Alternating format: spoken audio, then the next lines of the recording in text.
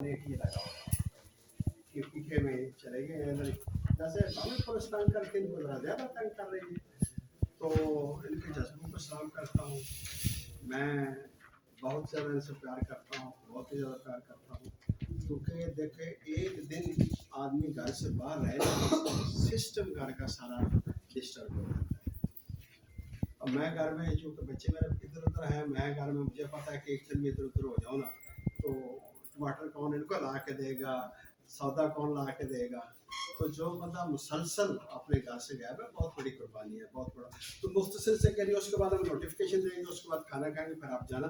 तो इंशाल्लाह ताला ये हम, आप हमारे साथ हैं, हम आपके साथ हैं। तो हमने डटे रहना है, हमने इस फसाई जदीदियत को बर्दाश्त करना है, जैसे हम बर्दाश्त करें। तो मैं जनाब दावत देता हूँ खालिश माली साहब को, प्लीज़।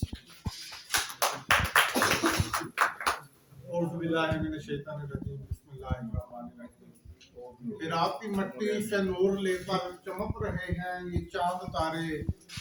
इराक की मट्टी से नूर लेकर चमक रहे हैं ये चांद तारे। मेरी जमीन पर है राज शब का, मेरी जमीन को उजाल आपा। मेरी जमीन पर है राज शब का, मेरी जमीन को उजाल आपा। एक बार और तैबा से फलस्तीन में आ, एक बार और तैबा से फलस्तीन में आ, देख रही है मस्जिद अक्सा रस्ता तेरा। ਅਸੀਂ ਬਸੀ ਤੇ ਮੁਸਲਮਾਨ ਜਦੋਂ ਵੀ ਸਾਡੇ ਤੇ ਤਕਲੀਫ ਹੁੰਦੀ ਹੈ ਤੇ ਨਬੀ ਕਰੀਮ ਸੱਲੱਲਾਹੁ ਅਲੈहि ਦੀ ਜ਼ਾਤੇ ਮੁਬਾਰਕਾ ਸਾਡੇ ਵਾਸਤੇ ਅਸਮਾਏ ਅਸਨਾਏ। ਅਸੀਂ ਰਸੂਲੁल्लाह सल्लल्लाहु अलैहि वसल्लम ਨੂੰ ਅੱਲਾਹ ਤਾਲਾ ਤੇ ਨਬੀ ਕਰੀਮ ਸੱਲੱਲਾਹੁ ਅਲੈहि ਨੂੰ ਅੱਲਾਹ ਤਾਲਾ ਦੀਆਂ ਤਾਵਾਂ ਤੋਂ ਬਾਅਦ ਪੁਕਾਰਨੇ ਆ, और रसूलुल्लाह सल्लल्लाहु अलैहि वसल्लम को ਅਸੀਂ रहनुमाई हासिल करने आ। रसूलुल्लाह सल्लल्लाहु अलैहि वसल्लम ਦੇ ਨਵਾਸੇ ਹਜ਼ਰਤ ਇਮਾਮ ਹੁਸੈਨ अलैहिस्सलाम को रहनुमाई हासिल करने आ। इमरान खान साहब ने पाकिस्तान ਦੇ ਵਿੱਚ ਜਿਹੜੀ ਜੰਗ ਛੇੜੀ ਹੈ, ਉਹ ਜੰਗ ਮਜ਼ਹਬ ਦੇ ਨਾਂ ਤੇ ਨਹੀਂ, ਉਹ ਸਿਆਸਤ ਦੇ ਨਾਂ ਤੇ। ਲੇਕਿਨ ਪਾਕਿਸਤਾਨ ਮੁਸਲਮਾਨਾਂ ਦਾ ਮੁਲਕ ਹੈ, ਔਰ ਮੁਸਲਮਾਨ ਜਦੋਂ ਵੀ ਖੜਾ ਹੁੰਦਾ ਅੱਲਾਹ ਤੇ ਅੱਲਾਹ ਦੇ ਰਸੂਲ ਦੇ ਸਾਏ ਦੇ ਵਿੱਚ ਖੜਾ ਹੁੰਦਾ, ਆਪਣੀ ਖਾਤਰ ਜਦੋਂ ਵੀ ਖੜਾ ਹੁੰਦਾ। और इमाम अलैहिस्सलाम की ਜਿਹੜੀ जंग सी वो अपनी जात वास्ते नहीं सी, नबी करीम अलैहिस्सलाम की उम्मत की खातिर आई। और ता क़यामत कोई भी बंदा नबी करीम अलैहिस्सलाम की उम्मत दे विचों ਜਦੋਂ भी वक्त दे यजीदां ਨੂੰ ਲਲਕਾਰੇਗਾ, ਉਹਦੇ ਸਿਰ ਤੇ ਨਬੀ ਕਰੀਮ अलैहिस्सलाम ਦੀ ਰਹਿਮਤ ਦਾ ਸਾਇਆ ਹੋਵੇਗਾ। लामा इकबाल रहमतुल्लाह अलैह का मशहूर शेर है, जिस खेत से मुयसर ना हो मजदूर को रोटी, उस खेत के हर खुश है गंदम को जला दो। तो मशहूर शेर है, उठो तोड़ डालो इन पत्थरों पे खुदाओं का भरम, साथियों मेहनत कशो ये वक्त की आवाज है।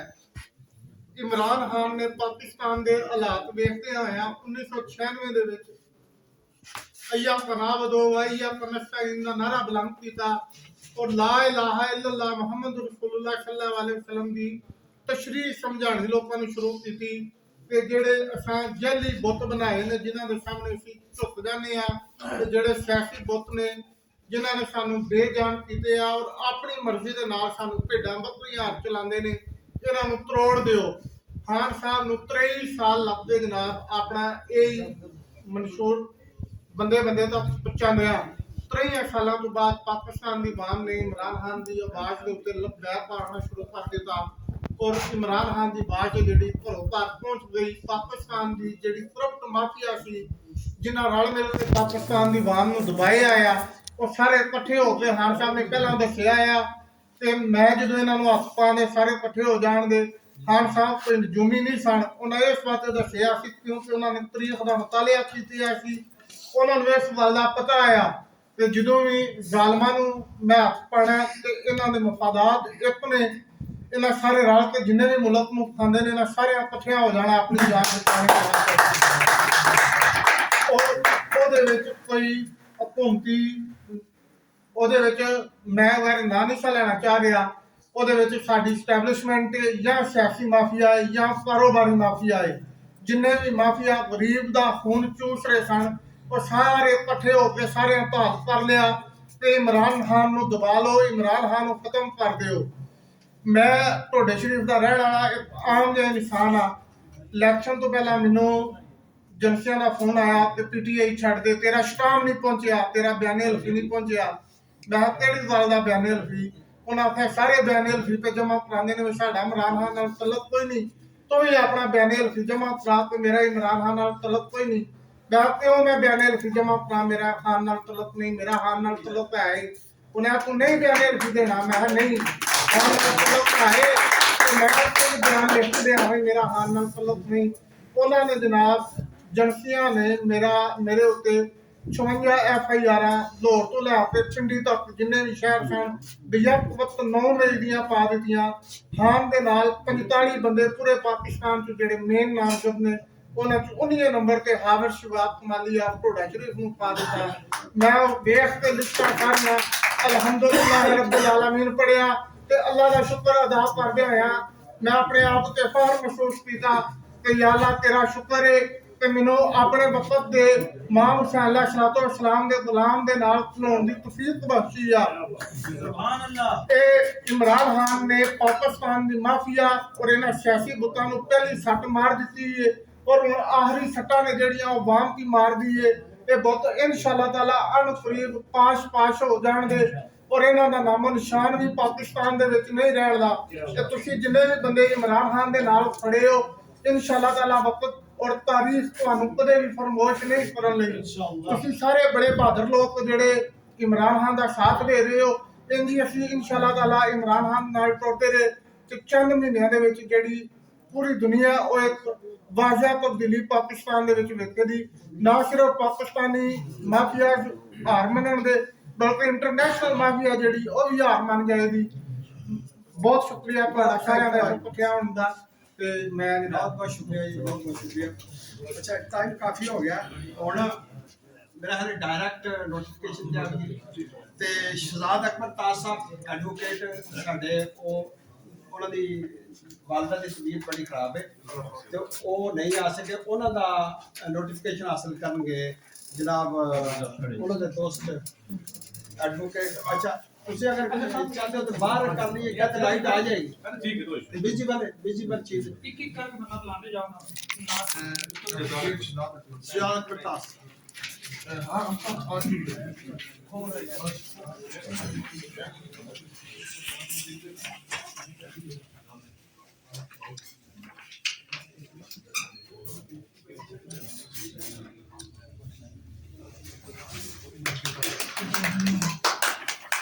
मलिक इब्राहिम साहब, मलिक इब्राहिम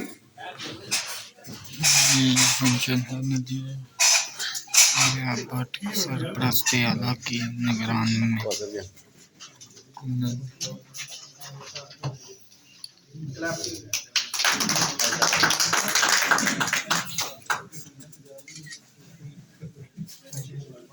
सलीम बानिया। सलीम साहब मैं बोले जनाब मैं दूर नहीं है।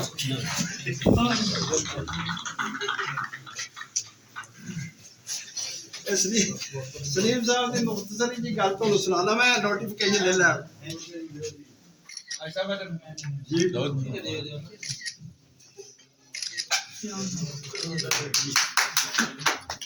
अच्छा सलीम साहब की गल है भाई 23 मार्च को साडा फंक्शन हो रहा सी जराको जक्का ते चादर 4 बजे तक इस्तेमाल करके पुलिस अंदर आ गई। मैं उस लारे सन अपना फिर सन वाला लैंड ले जाओ मैं थोड़े नाल चलना। और आखे ठीक है जी ਅਸੀਂ 4 ਬੰਦੇ ਚਾਹੀਦੇ ਨੇ। ਸਲੀਮ ਸਾਹਿਬ ਨੂੰ ਮੈਂ ਆਖਿਆ ਸਲੀਮ ਸਾਹਿਬ ਤੁਸੀਂ ਨਾਲ ਜਾਓ। नहीं मैं तो जाना। मैं आखिया सलीम साहब बाकी जो 4 ਉਹਦੇ ਚ ਮੁਕਲਾ ਸਨ ਸਾਡੇ दूसरे मुकला ये नहीं मैं जरूर जाना नाल। ये भी फिर मैंने थाने पर गए अपने तो रिश्तेदार सारे आ गए तो रोटी तो करना प्यारा लाए। सलीम साहब इस वजह ना माशाल्लाह बहुत डरे। अच्छा आगे जनाब मेरे बिशारत साहब चौधरी बिशारत बनी हुरम इकबाल नहीं आया चौधरी शमरेश। अच्छा शमरेश साहब इधर ब्रो साइड जी हो गया सर एडवोकेट शमरेश साहब भेजो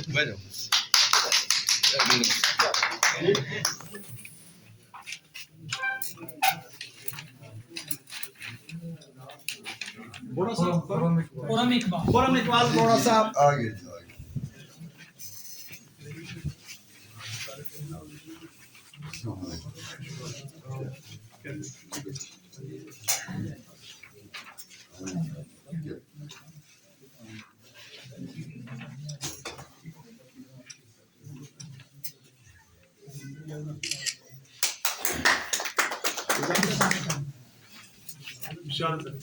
विशाल साहब